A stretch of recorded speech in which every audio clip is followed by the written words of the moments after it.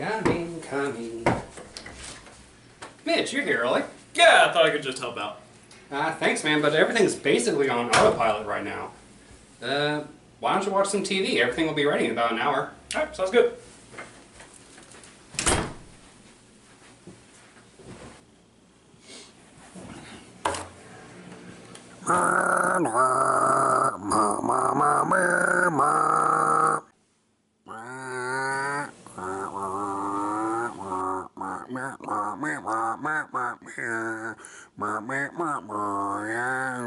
Bigly hungry! Bigly hungry!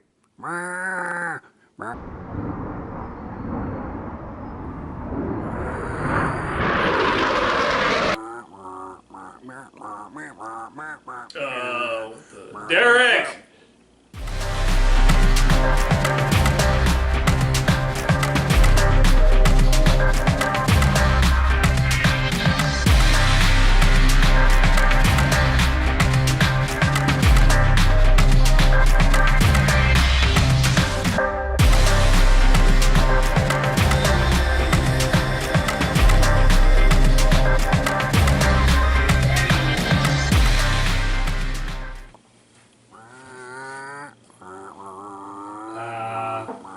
Mitch? Yeah? What the hell is that thing? I don't know, it just came out of the TV. Well, I've heard of live streaming, but this is ridiculous.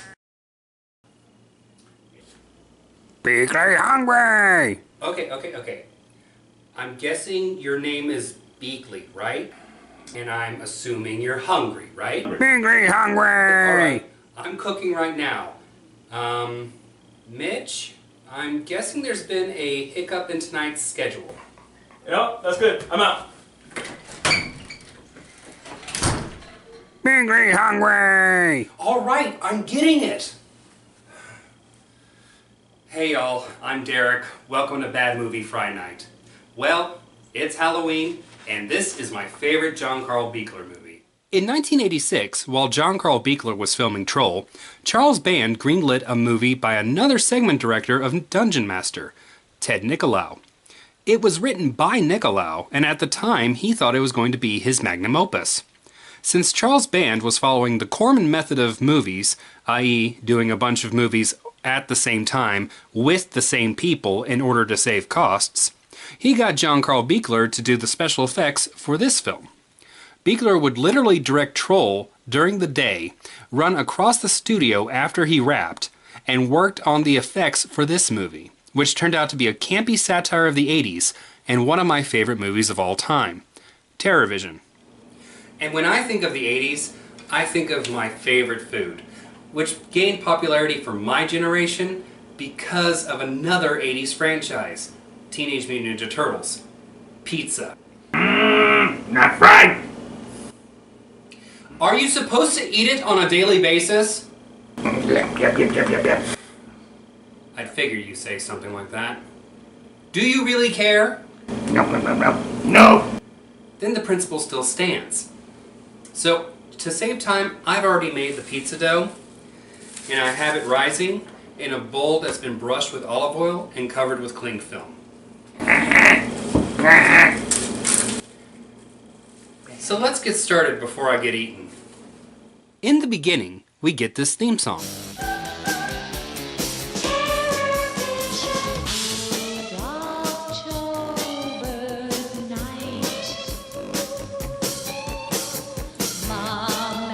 This song is a perfect opening to this movie. It's completely 80s in the vein of the B-52s, but also eerie and otherworldly at the same time. It sets the tone for the film wonderfully, and gets you ready for an odd tale you're sure not to forget soon. Cut to the first scene where the mom of the family is doing aerobics in high heels. Yeah, this is supposed to be taken so seriously. While the dad is fixing the satellite dish out back. Soon, we're introduced to the daughter, who's a Valley Girl punk rocker, the grandfather, who's a survivalist who lives off lizard jerky, and the son, Sherman, who idolizes the grandfather to the point of obscene. If you can't tell by now, this movie's a little special. Okay, while the dough is resting, I am going to make the sauce. This is different from marinara sauce as it's made cold and normally doesn't have chunky bits in it. So I'm going to take a plain can of tomato sauce, add half a can of tomato paste,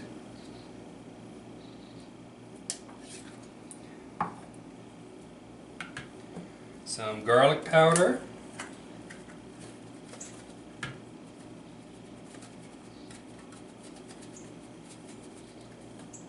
some salt, some pepper,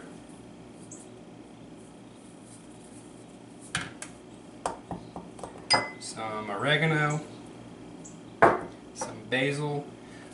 I'm using fresh, but you can use dried, and a little bit of Parmesan cheese.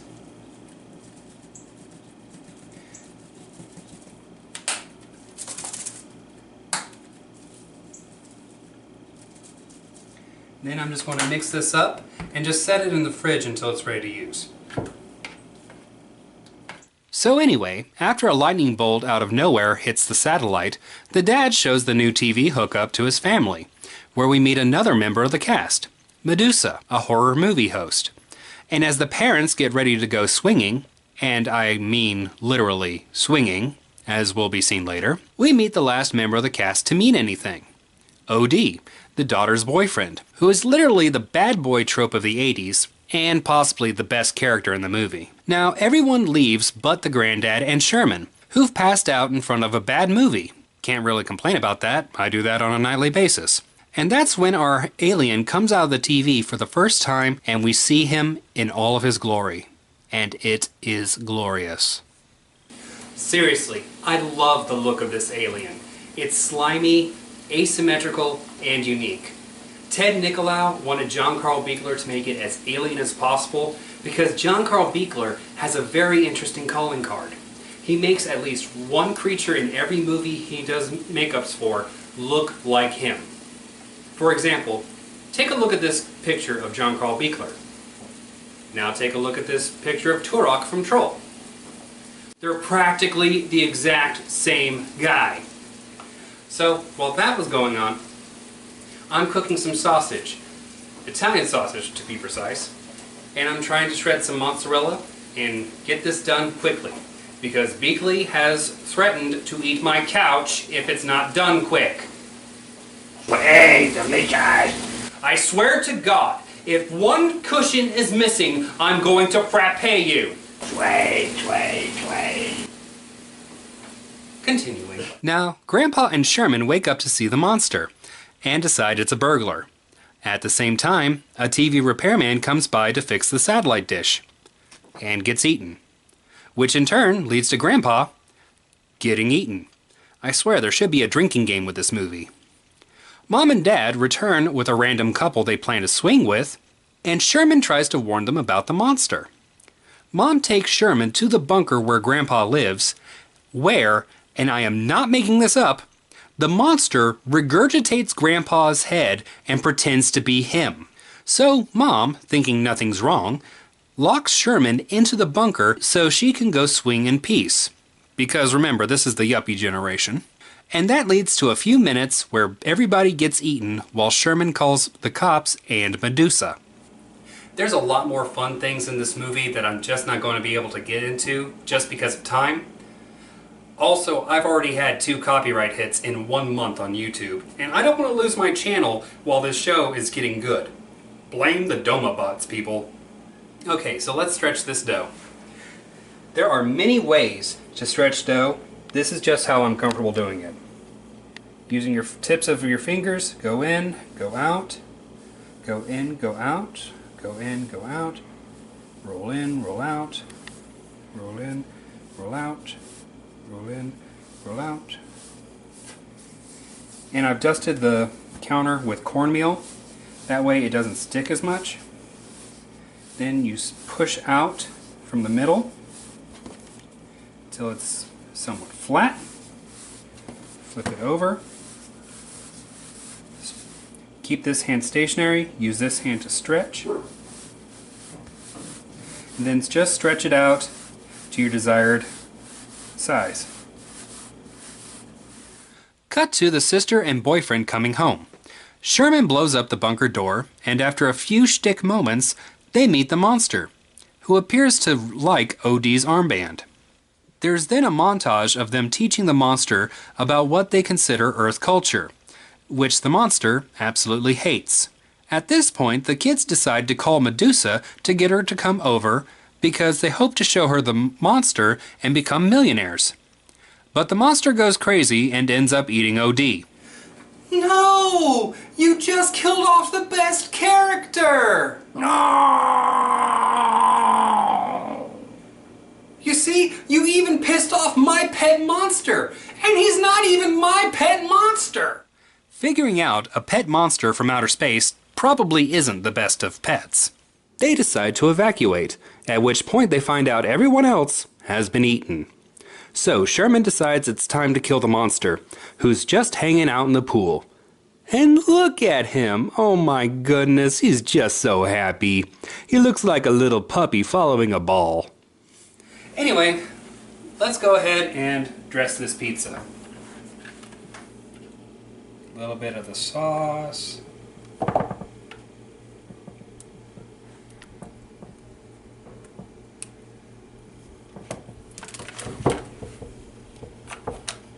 Some mozzarella cheese on the bottom.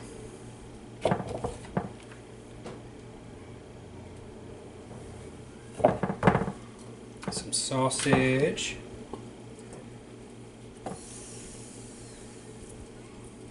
Some pepperoni.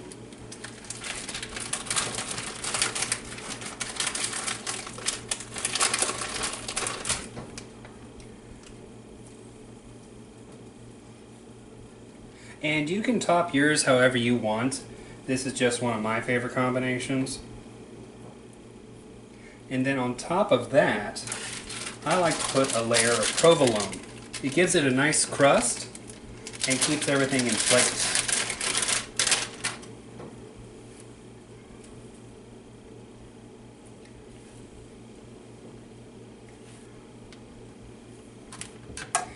Then we put it in the oven. I've preset mine to 450, and it's going to take about 12 to 15 minutes.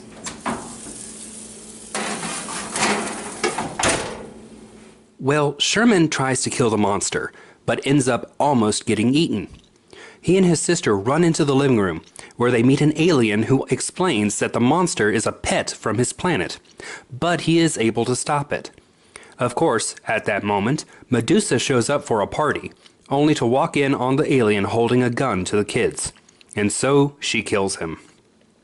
At that point, the monster starts sucking, literally, inhaling the wall and consuming the kids and Medusa. The movie ends with the monster getting into Medusa's limo, directing the driver to go to the studio, ominously suggesting it's going to take over the world. And the pizza's done. I really hope this works.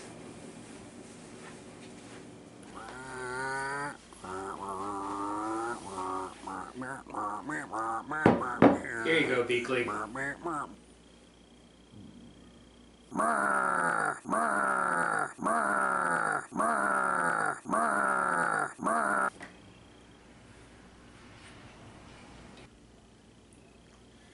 Anyway, this dough is very versatile. If you roll it up into a log, what you get is a stromboli.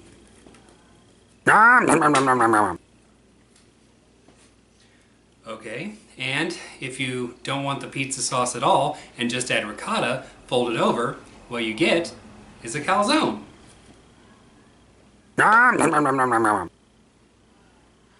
Or if you don't want the pizza sauce at all, what you do is you wrap the dough into knots and cover it with garlic parmesan butter, and what you get is garlic knots.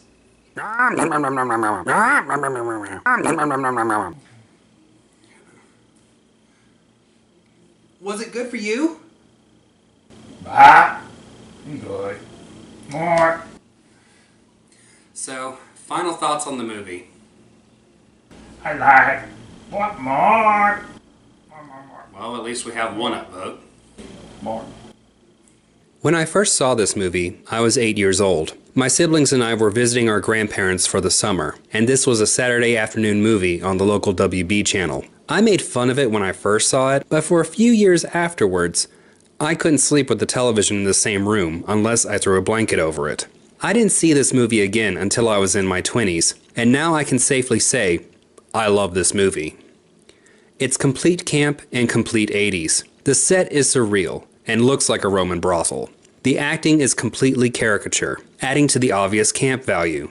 I can understand that this is not everyone's cup of tea, and not everyone will be dragged into it because the acting is so over the top. But everyone should see it at least once to judge your camp level. If you can handle it, you can move on to something like a low-level John Waters movie, like Hairspray.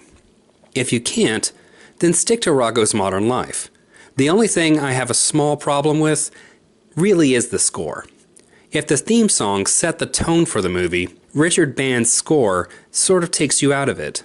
He scored it as if it were a serious horror film instead of a horror comedy, which takes a little something from the overall feel of the film. But other than that, if you like any of the movies you've seen here, you'll more than likely love this movie. Give it a try, and if you can't take it, put in the Ginger Dead Man again. So I say this is a great movie to have fun with the freaks in your life. Yes.